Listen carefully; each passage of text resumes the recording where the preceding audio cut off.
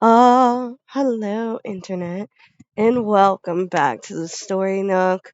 Today we are going to be continuing with I Rather Have a Cat Than a Harem, reincarnated into the world of an otome game as a cat living villainess, written by Kozuzu Kobato and Hinano Chano.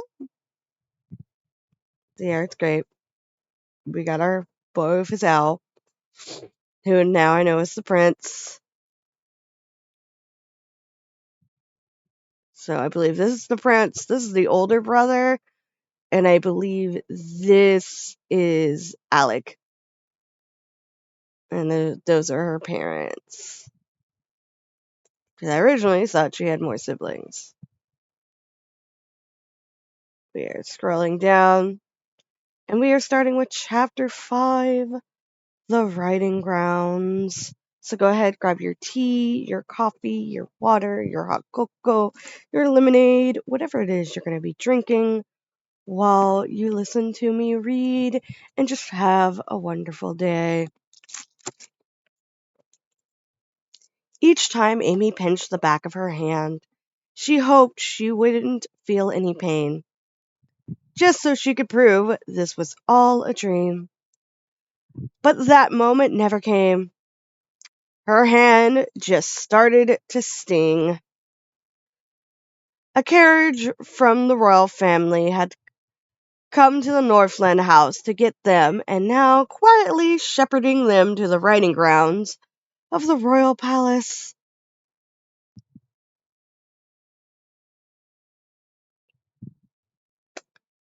Dressed in a freshly made navy blue riding dress, Amy squeezed her hands together on her lap, looked around the extravagant interior of the carriage, and let out a sigh like the grumble of a complaining cat. Mom, I gave to wait, haven't I? Of course, you're very plump and cute, dear. Her mother, sitting beside her, tried to drive the point home by pinching her round cheeks. But Amy looked up with tears in her eyes. She didn't need reassurance. She was looking for an explanation. The whole reason Amy had intentionally put on weight was to provide a neutral, blameless reason for her to be removed as a contender to marry the third prince. Although, ever since realizing that her increasing weight also stabilized her magical powers, Amy wasn't sure if the prince was her primary motivation anymore.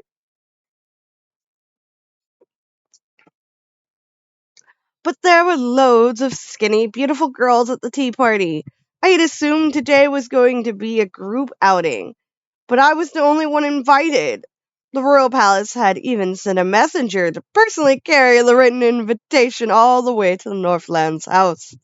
The arrival of such an unusual visitor had even shaken up Claude, an ever stalwart, composed butler of the Northland family. When Amy had asked how many other people had been invited, the messenger smiled and told her, "Only you, my lady." It was a wonder she didn't fall over right then and there. Could the prince prefer bigger girls like Ouch! Isabel started pulling at one of her cheeks mid-sentence and shut down her suspicions with her best smile. Scandalous, Amy! I have many friends in the castle, and none of them have ever said anything like that. And anyway, if I knew he liked chubby girls, I would never have suggested you put on weight. Amy nodded, knowing that was true. Then why is this happening?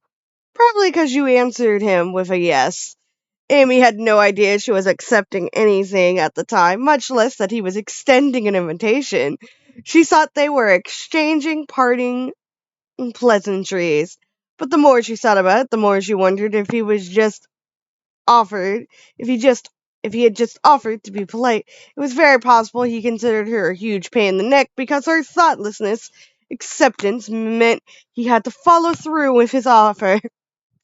In hindsight, Amy now keenly understood the advice she had been given so many times before, that when interacting with others in society, she had to be very careful with what she said in casual conversation. Even though she was a child. "Cheer up, Amy," Isabel said with a sigh. "You have a cute new riding dress, and you get to see horses. Don't you like horses? Grandpa would always give you rides on his horse, remember?" Besides, you were fine talking to the prince of the tea party. It'll be alright. But that was because we only talked about animals last time. Then just do that today, too. I hope I can, but Amy looked very reluctant. Isabel gently stroked her cheeks and then drew back the curtain hanging over the small window of the carriage. Quickly glancing outside, she mimicked the tenor of a train conductor from their previous lives. This carriage is approaching its final stop. We will soon be arriving at Royal Castle Riding Ground Station. Make sure to leave your belongings. No, wait, even better. Isabel suddenly changed tactics. A wise princess once said, "Courage need not be forgotten, for it is never remembered." I can't believe you got both of those references wrong, Amy laughed, finally cracking a smile. Joking around almost made it feel like this was a normal outing. When the coachman stopped the carriage and placed his hand on their door, all you could hear from inside were the sounds of their laughter. But the one who opened their door with a grin was not the coachman, but the first prince himself. Amy immediately clammed up again. Your Highness, she stammered. Welcome back. Please do call me Ed. Thank you for inviting me today, Ed. When Edward, still smiling, extending his hand to help her out of the carriage, it didn't feel like he was doing it out of begrudging politeness or obligation at all. Could he genuinely have wanted to invite me? As questions swirled around her head, she was led out of the carriage a little awkwardly by the prince. After she had descended, one of the knights serving as the prince's guard helped Isabella out, while Amy exchanged brief pleasantries with Edward's other guard, who was waiting for them, and the maid she met. That's my alarm.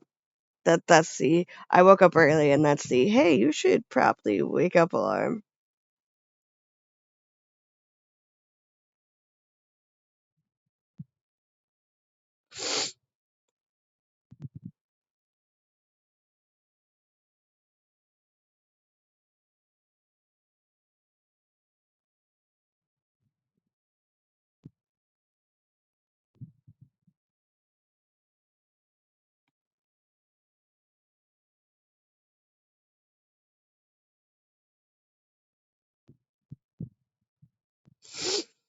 All right.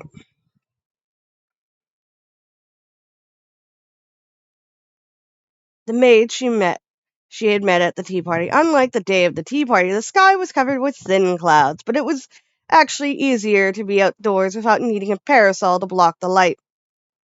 The carriage had been parked right in front of the expansive riding grounds, in the back of which was a large stable. Several horses had been taken out inside the fence area. They were either being attended to or casually walking around. It's wonderful, as expected. Both the facilities and the horses were exceptionally fine. Her eyes were so glued to every magnificent detail, Amy forgot that the prince was still holding her hand. That black horse in the back is Ventus. He led her closer to the fencing and raised his other hand slightly. The black horse noticed it before his caretaker did and started happily trotting over. Amy's heart sped up as Ventus approached, his legs moving gracefully. Now that she saw him up close, she noticed he wasn't exactly black. He was seal brown, a shade of brown so dark that it often appeared black from afar. The caretaker finally caught up, and both he and the horse were introduced to Amy from the other side of the fence. This is the stable master, Marvin Douglas. Marvin, this is Countess of Northland and her daughter, Lady Amy. It's nice to meet you, Mr. Douglas. Mr. Douglas was an elderly man with pure white hair and a white beard. Far from frail, however, his solid frame and the way he held Ventus's bridle exuded strength and control. His hair color and age reminded Amy so much of her grandfather that she gave him a rare natural smile during their introductions. Please, call me Marvin. I've heard you liked horses, and was really looking forward to meeting you. Now let me introduce you to Ventus, too. Ventus, come, he ordered. Ventus, who was stretching his neck over the fence toward Edward and lightly bobbing his head, looked very intelligent. Amy could also easily see from the state of his beautiful shiny black coat that he was very well taken care of. She was surprised the way Edward was looking at Ventus and petting his snout appreciatively reminded her how she behaved with Tigger. Amy jumped in surprise when Ventus met her gaze, his eyes framed by long eyelashes. Why are animals so captivating? She wondered. There were many types of magic in this world, but she had never heard of any that let people talk to animals. It was such a shame. Her heart practically sang at the thought of how wonderful it would be to converse with animals. Nevertheless, he is a really beautiful horse. As Edward petted the strong and wise animal, Ventus's eyes nearly closed, absolutely content. Edward looked totally relaxed too, and Amy started to understand that this was a relationship of not only trust but genuine love. He's so cute. Do you want to try petting him? Uh, are you sure? Okay then, Ventus, may I, as Marvin recommended. Amy slowly approached the horse as she introduced herself. When she touched him, his coat felt smooth and velvety. She stretched her arm and petted him around his neck, which was warm, muscular, and limber. It was different from Tigger's soft, fluffy, heavy fur, but they both felt very nice. Ventus looked like he was enjoying her gentle pets too. He was breathing heavily from his nose, lightly blowing on Amy's face with each exhale. That tickles, she giggled. Why, you two seem to have become fast friends, said Marvin. If you're that comfortable around horses, why don't you hop on? Oh, chimed in Isabella quickly. Unfortunately, my daughter can't ride on her own yet. Then she can ride with me, Edward suggested happily. What? Amy's mouth fell open in shock, but because she was still so close to Ventus, she protested in a whisper. No, Ed, you don't have to. I'm very good at horseback riding, the prince continued, smiling. Riding with someone won't be a problem at all for me. His Highness is so skilled, he can even ride bareback, Marvin added helpfully. There's no need to worry. Wow, that's amazing, Isabel gasped. Mother! I think so too, but that's not the issue here. Amy's complexion seesawed from red to white as she stammered and pulled at her mother's sleeve. The stable master smiled at the two ladies and then cheerfully tossed Amy a lifeline. Well, even though you don't have to worry about his riding skills, his highness may not used to be riding with another person. Lady Amy will have to pardon this old geezer for the presumption that I may be her riding partner for the day instead. Indeed, chirped Isabel. Amy's always rode horses with her grandfather, so she'd probably be more accustomed to that arrangement. From the way Isabella and Marvin laughed with each other, it was almost as if it had been their plan from the start. Amy braved a sigh of relief. Edward was the only one who looked a little disappointed, but when another horse for Amy was brought over, her attention was totally distracted by the new arrival, a light brown female named Fente. Amy was very appreciative that when she heard this one was so gentle. She had recently been used to Princess Florence for riding practice. Oh, used by Princess Florence for riding practice. Amy whispered to Marvin in secret that she was worried about putting her weight on the horse. But he just smiled and told her it would be totally fine. It would be just as strenuous as placing a baby kitten on her back. Amy wasn't too sure about that, but it did help ease her worries. She still mentally apologized to Fente for being so heavy when she got on the saddle, though. After Amy waved to her mother, who was going to wait for them back at the stables, they left the riding grounds and headed toward a walking trail. Marvin guided Fente to walk beside Edward and Ventus. A wild natural landscape expanded beyond the well-maintained road. With their high perspectives on their horses, the stunning view made Amy's spirits soar. Neither Edward nor Marvin could help but smile at Amy as her golden eyes darted here and there, sparkling in genuine wonder, and she occasionally petted Fente's back. They had almost reached the halfway point of the trail, their conversation thus far on neutral and mundane topics, when the prince said those fateful words, spoken so casually that shattered Amy's tranquility. This is not gonna go well. So I want to talk to you about the fiance candidate thing. Amy's mouth clamped shut. Her heart stuttered in panic as the conversation she most desperately wanted to avoid was tossed at her so suddenly. If she had been holding the reins, her reaction might have thrown Finte into a panic. Luckily, however, Marvin was so unperturbed that it was as if he had suddenly become deaf. I may be off base, but I get the sense you think it's a little too early to be talking about marriage. To Amy's ears, it sounded like he didn't want to move forward with the engagement either. Her breath evening out, Amy nodded fervently. That's right. And also, my mind's pretty preoccupied with Tigger at the moment, Amy lied in a quiet voice. The real reason for her reluctance was that Otome game. She couldn't exactly tell him that, of course, but she hadn't told him lies either. Amy's whole world was Tigger right now, and she did think that she was too young for marriage. In this world, Amy was only 10 years old, and at that age, she would have been in elementary school in her previous life, and in the last memories she had of that life, she had only been in high school, far too young for marriage, even if early marriages were the accepted practice here. That didn't change the way she felt. Amy, who had stared at the ground as she spoke, couldn't tell how Edward was reacting. I thought so. She was relieved. His voice, at least, had not changed. It sounded neither angry, nor disappointed, nor overjoyed. But to be honest with you, you were the only one I enjoyed talking to at the tea party. What? The other ladies didn't seem to be all that interested in animals. Oh, so that's why. Amy finally relaxed her shoulders and looked up. Her unabashed relief caused Marvin to secretly smile to herself. So, how about for now we become friends instead? The prince proposed. Friends? Yes. I'll start going to school next year, but unfortunately my only close friend is Alec. That made me realize that we could talk about animals. But we could also talk about what you've heard about the school from Harold. Friends! If she wanted to completely rid herself of her worries about the game, it would be best not to have any interaction or contact with him whatsoever. Amy knew that very well, but, is there really isn't anyone else you liked at the tea party?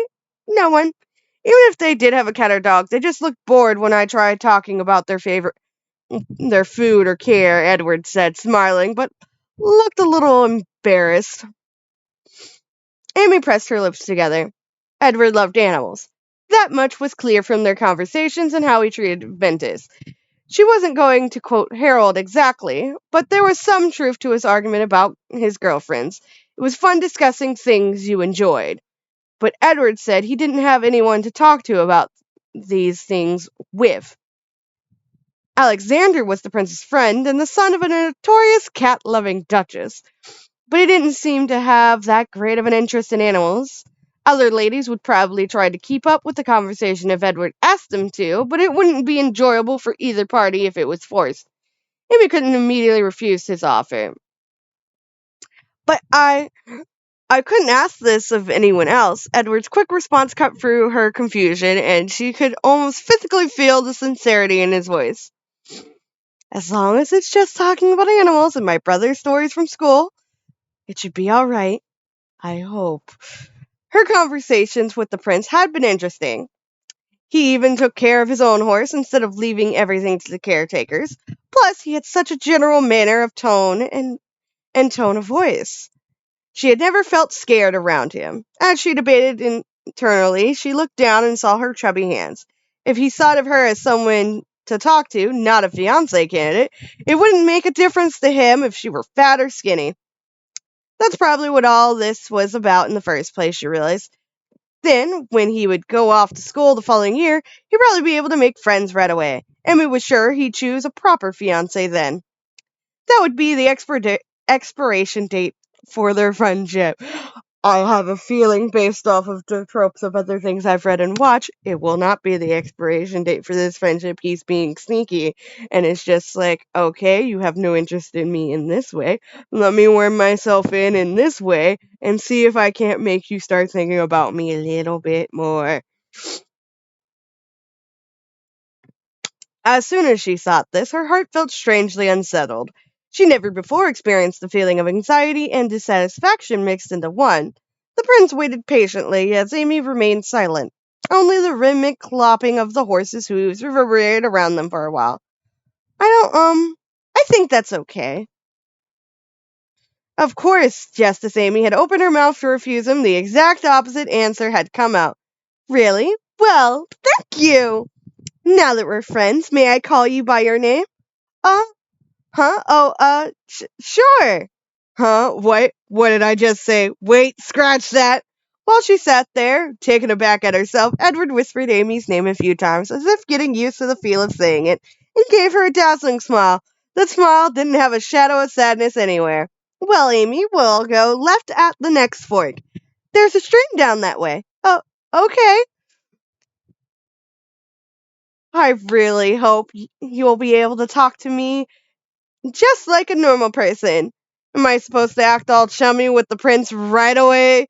Amy was shocked at how quickly everything had changed, but Edward looked really happy. When she saw his first genuine smile, she just couldn't bring herself to take back what she said. However, if they were going to talk as friends, they would talk about mutual interest only. Animals. Alexander and whatever tidbits about the school she happened to hear from her brother, that was it. These conversations were safe. They wouldn't require any mental calculations or vigilance on Amy's end, and they would even never spiral into other topics. It will spiral into other topics. He will figure out how. Plus, if she thought about it, she was worried that rejecting his offer would only leave his opinion of her stained. With a casual friendship that would naturally grow apart when the prince got busy with school, they'd probably just become strangers with fond memories of each other. And with a relationship like that, even if Amy did get into any trouble from the bad ending, she might be spared from receiving an ordinary cruel treatment.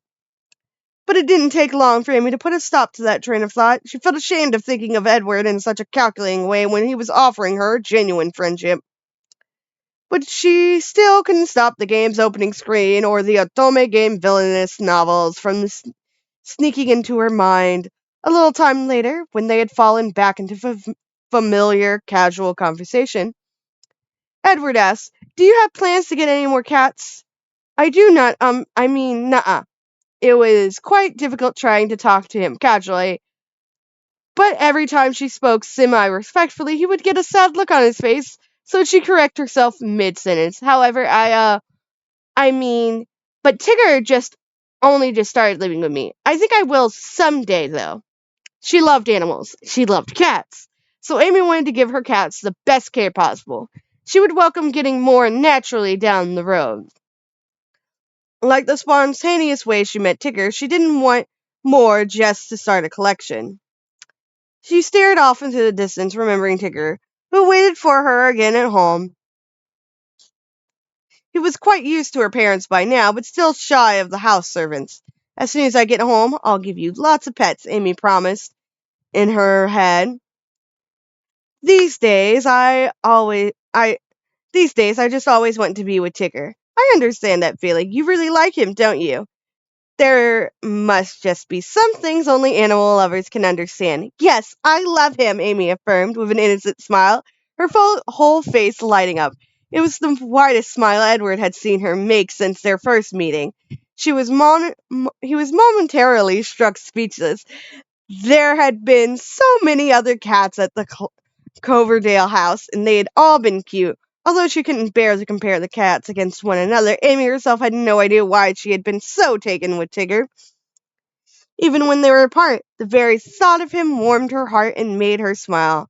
Her mother would tease her that she must have fallen in love, but with a cat instead of a boy. "I knew Tigger was special from the beginning. I just love him so much."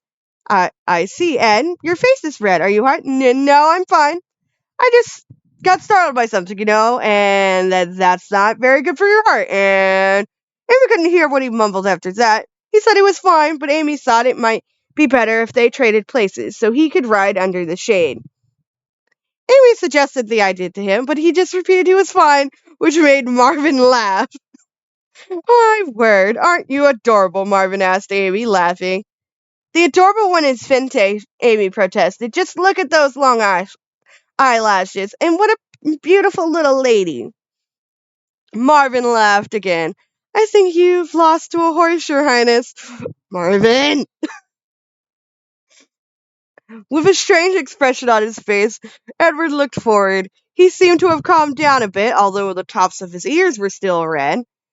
If he could return to normal so quickly, Amy figured he must really be okay. As if Finte knew she'd been complimented, her gait became even lighter. As Amy petted the smooth base of Finte's neck, wondering if it would upset the horse if she braided her maid, Marvin suddenly pulled on the reins. When she looked back, not sure why they had stopped so quietly and abruptly, she saw Marvin staring into the depths of the forest trail, his seriousness a stark contrast to his previous joviality. Edward noticed immediately from his reaction that it wasn't something trivial. What's wrong? A cry came from over there, Your Highness. Marvin put an index finger to his lips, motioning for them to be silenced. Amy followed his lead and listened carefully. Then she faintly heard the leaves rustling, the sound of the wind, and a weak, high-pitched cry of a bird. The strange sound was nearly inaudible over the sounds of the leaves, and it didn't last for very long, but Edward seemed to know that cry. His expression shifted at once. Brutal. Brutal? I did hear he hadn't returned since he'd last left to deliver a message, Marvin said, as if he suddenly remembered. The two of them exchanged glances and looked even more worried. Amy, heart beating erratically in her chest, asked who Rudel was, and they explained it was a messenger bird from the royal palace. A few years ago, the prince explained, he had gone out on a long horse ride and came across the fresh corpse of a bird. It looked like he had been killed by magical beast. You could never let your guard down around magical beast. When he investigated the surrounding area, he found a half-destroyed bird nest on a tree and baby Rudel, injured and weakened inside. Edward adopted the orphan Rudel, so young he couldn't even fly, and raised him with Marvin and the other caretakers. Alright. And we're going to end it here because it is now 6 o'clock and I actually need to get dressed and ready for work. So, but welcome. Thank you all for listening, watching. I hope you're having a good time. Remember to stay hydrated. Check out my other things, Patreon, Ko-fi, all that good stuff. And yeah, thank you to Diamond and Micah, my Patreon, Ko-fi supporters. You're all awesome. I do have commissions open, all that good things. So yeah, bye-bye.